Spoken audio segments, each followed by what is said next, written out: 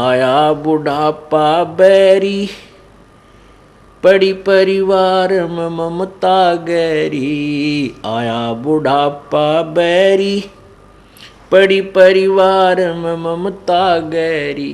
पोता ब्यालो या मन में रहरी, हेली करवा दो खड़ी, रहेली करवा दो खड़ी।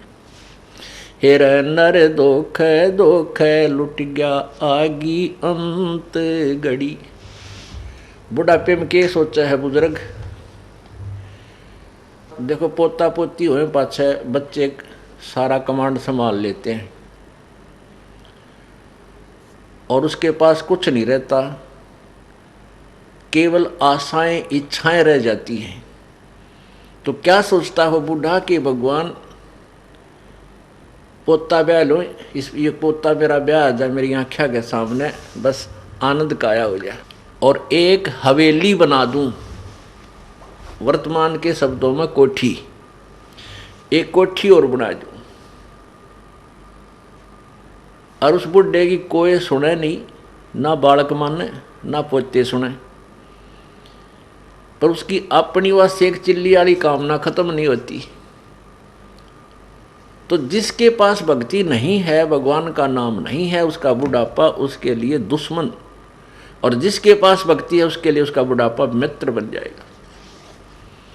क्योंकि बच्चों को सलाह बड़े बुजुर्ग तब तक देते हैं जब तक वो खुद सोचन समझन योग्य नहीं होते।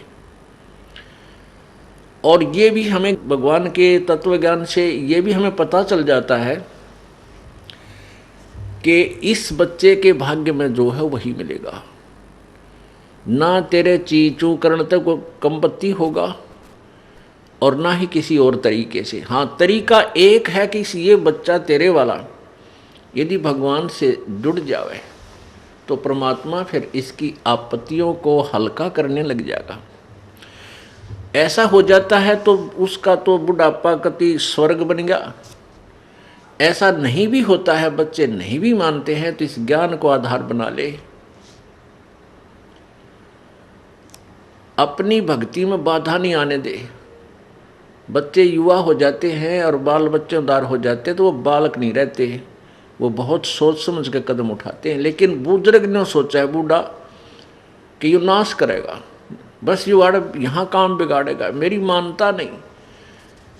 अपने समय में जैसे बचपन था हमारे, जब उस समय कुछ और माहौल था, और तरह की व्यवसाय था।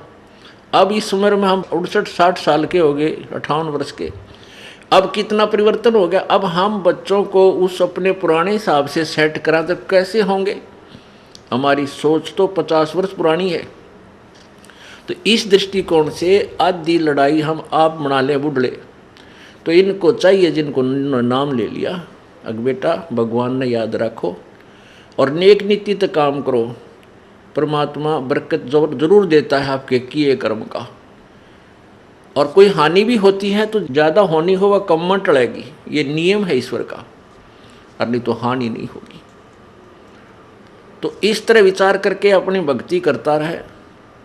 बच्चे कोई सलाह मांगे तो जिसी बुद्धि काम करे दे दे, बेटा मेरी तो इतनी बुद्धि काम करे है, और आप बुद्धिमान हो और भी किसी आपके साथी सहयोगी से सलाह करके इस काम को कर लीजिए।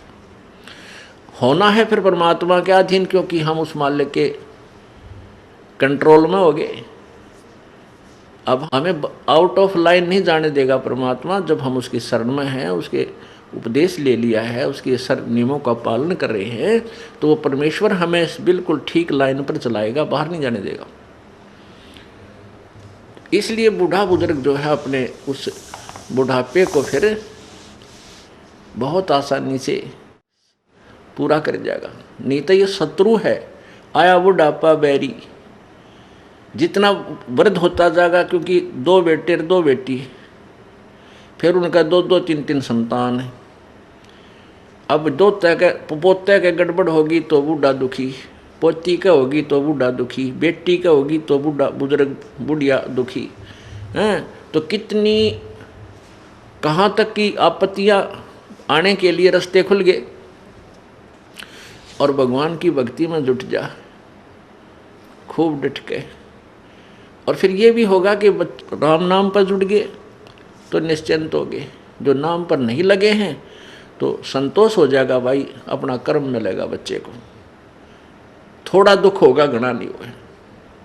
तो इस प्रकार हम अपने इस जीवन को सफल करेंगे।